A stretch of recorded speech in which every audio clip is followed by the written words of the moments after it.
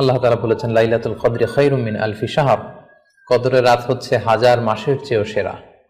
এবং ফিহা ইউফরাকু কুল্লু আমরিন হাকিম, এ রাতে সব বিজ্ঞচিত ব্যাপারের ফয়সালা করা হয়। একটা বাজেট রাত, আগামী সারা বছর, পুরো বছর জুড়ে আমরা কি করবো আল্লাহ তাআলা এ রাতেই ফয়সালা করবেন।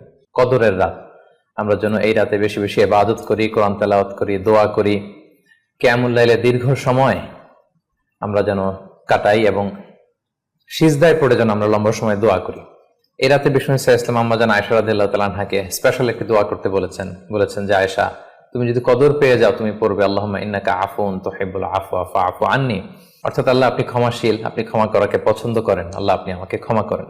আল্লাহ তাআলা যেন আমাদের ক্ষমার ফয়সালা করে, আল্লাহ তাআলা যেন আমাদেরকে কল্যাণ, বারাকা, মার্সি, ব্লেসিংস দিয়ে সমৃদ্ধ করে, ভরপুর করে, এই কামনাই করছি।